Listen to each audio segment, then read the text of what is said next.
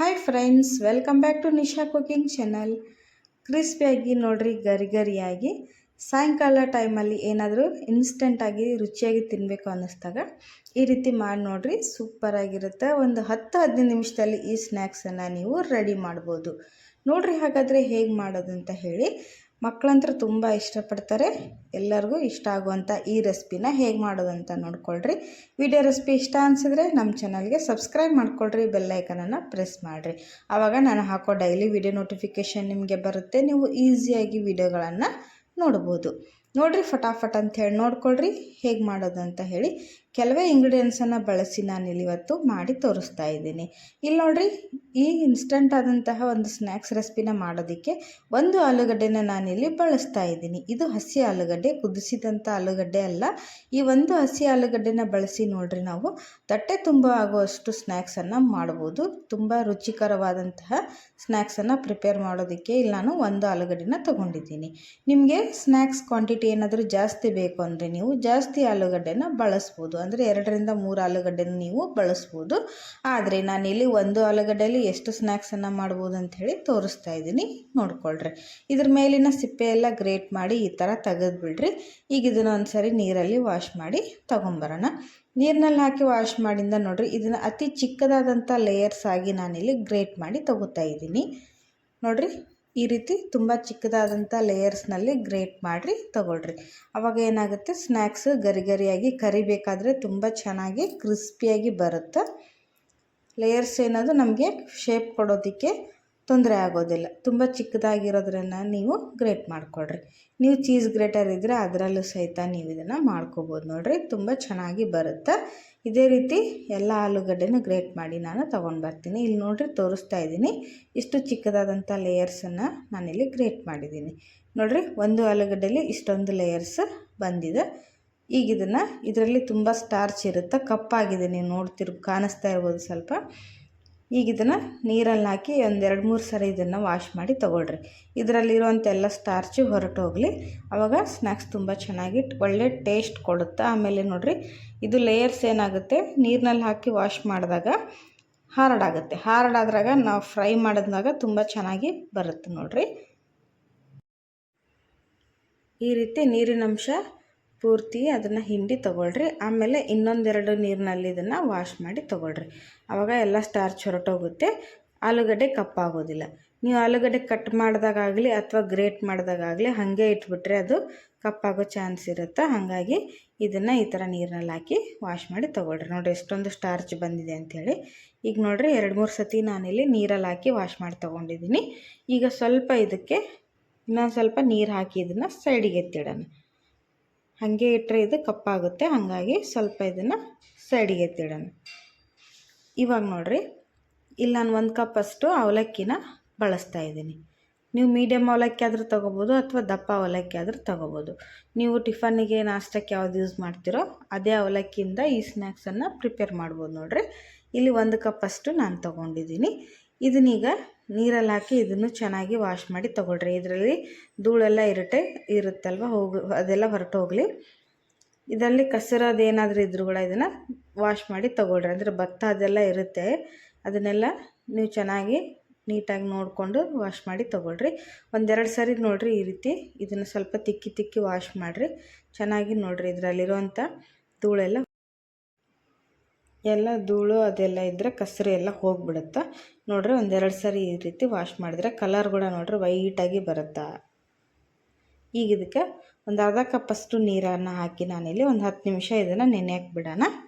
ತೆಳು ಅವಲಕ್ಕಿ ಆಗಿರೋದ್ರಿಂದ ಬೇಗನೆ ನೆನೆಯುತ್ತೆ, ತುಂಬ ಟೈಮ್ ತೊಗೊಳ್ಳೋದಿಲ್ಲ. ದಪ್ಪ ಅವಲಕ್ಕಿ ಆದರೆ ಒಂದು 10 ನಿಮಿಷ ನೆನೆಯಕ್ಕೆ ಬಿಡ್ರಿ. ಇಲ್ಲಿ ನೋಡಿರಿ, 1 ಕಪ್ಪಷ್ಟು ನಾನಿಲ್ಲಿ ಬಾಂಬೆ ರವಾನ ತೊಗೊಂಡಿದ್ದೀನಿ ಅಥವಾ ಚಿರೋಟಿ ರವೆ, ನಿಮ್ಮ ಹತ್ರ ಯಾವುದಿದೆಯೋ ಅದನ್ನು ನೀವು ಯೂಸ್ ಮಾಡ್ಬೋದು. ನೋಡಿರಿ, 1 ಕಪ್ಪು ಅವಲಕ್ಕಿಗೆ 1 ಕಪ್ಪು ರವೆನ ತೊಗೊಂಡಿದ್ದೀನಿ, 1 ಆಲೂಗಡ್ಡೆ, ಈ 3 ಯೂಸ್ ಮಾಡಿ ಇವತ್ತು ಸ್ನ್ಯಾಕ್ಸನ್ನು ಮಾಡ್ತಾಯಿದ್ದೀನಿ. ಈಗ ನೋಡಿರಿ, 1 ಕಪ್ ರವೆನ ನಾನಿಲ್ಲಿ ಮಿಕ್ಸರ್ ಜಾರಿಗೆ ಹಾಕ್ತಾಯಿದ್ದೀನಿ. ಇದನ್ನು ಸ್ವಲ್ಪ ಗ್ರೈಂಡ್ ಮಾಡಿ ತೊಗೊಂಡು ಬರೋಣ. ನಿಮ್ಮ ಹತ್ರ ದಪ್ಪ ರವೆ ಇದ್ರೂ ಸಹಿತ ಹಾಕಿ ಗ್ರೈಂಡ್ ಮಾಡಿ ತೊಗೊಳ್ರಿ.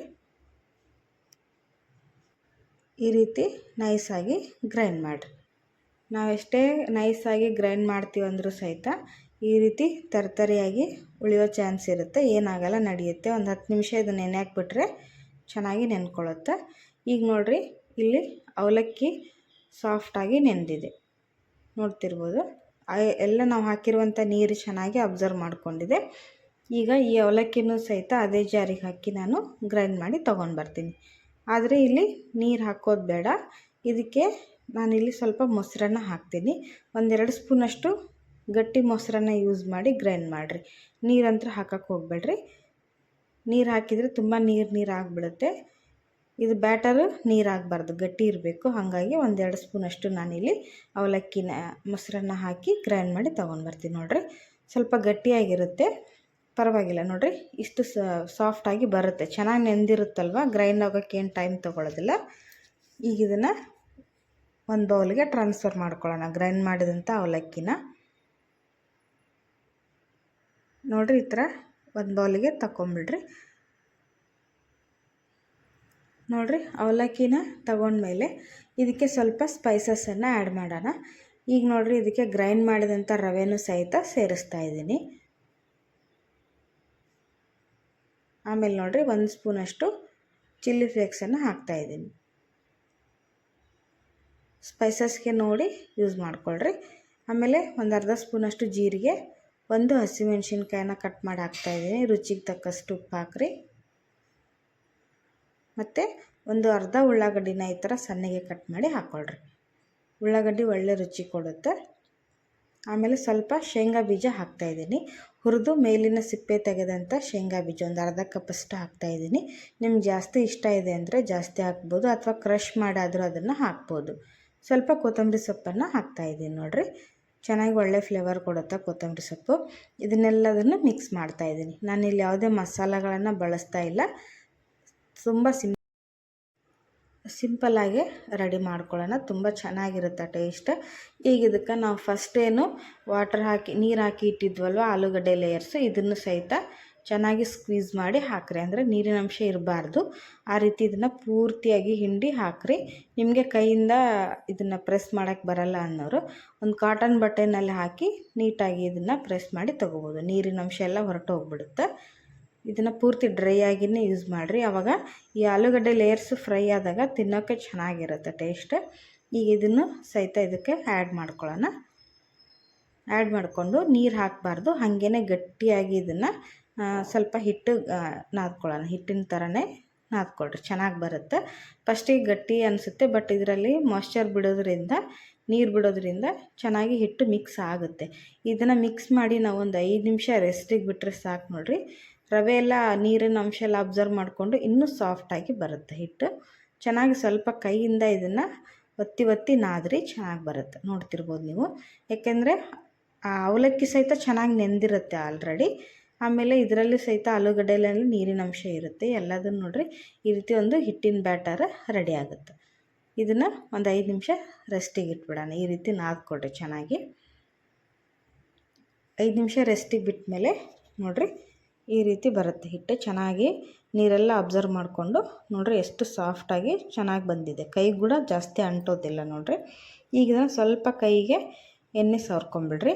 ಎಣ್ಣೆ ಸವರ್ಕೊಂಡು ಇದನ್ನು ಒಂದು ನಿಂಬೆಹಣ್ಣಿನ ಗಾತ್ರದಷ್ಟು ಕಟ್ ಮಾಡ್ಕೊಂಡು ತೊಗೊಳ್ರಿ. ಉಳ್ಳಿ ಮಾಡ್ತೀವಲ್ವ ಆ ರೀತಿ ಮಾಡ್ಕೊಂಡು ಇದನ್ನು ತಟ್ಟಿರಿ. ನಾವು ಮಾಮೂಲಾಗಿ ನಿಪ್ಪಟ್ಟೆಲ್ಲ ತಟ್ತೀವಲ್ವ ಆ ರೀತಿ ಇದನ್ನು ಕೈಯಿಂದ ತಟ್ಕೊಳ್ರಿ. ತುಂಬ ತೆಳುವಾಗೂ ಬೇಡ, ತುಂಬ ದಪ್ಪಗೂ ಬೇಡ, ಮೀಡಿಯಮ್ ಸೈಜ್ನಲ್ಲಿ ಈ ರೀತಿ ನೀವು ಇದನ್ನು ತಟ್ಕೊಂಡು ನೋಡ್ಕೊಳ್ರಿ. ತುಂಬ ಚೆನ್ನಾಗಿ ಬರುತ್ತೆ.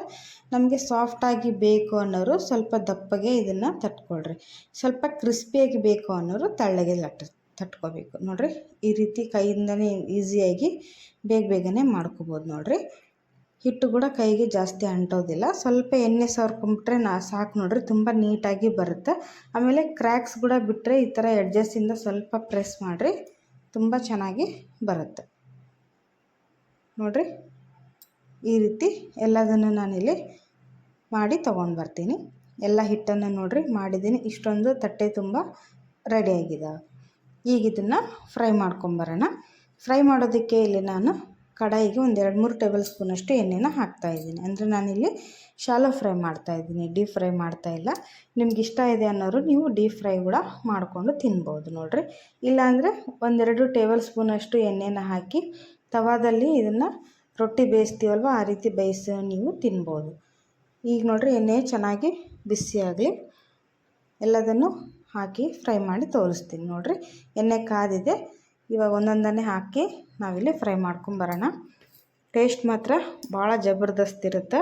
ಒಂದ್ಸರಿ ನೀವು ಇದನ್ನು ಟ್ರೈ ಮಾಡಲೇಬೇಕು ಫ್ರೆಂಡ್ಸ್, ತುಂಬ ಚೆನ್ನಾಗಿರುತ್ತೆ ನೋಡಿರಿ. ಹಾಗಾದರೆ ನಿಮಗೂ ಕೂಡ ಖಂಡಿತ ಇಷ್ಟ ಆಗುತ್ತೆ ಅಂದ್ಕೊಂಡಿದ್ದೀನಿ.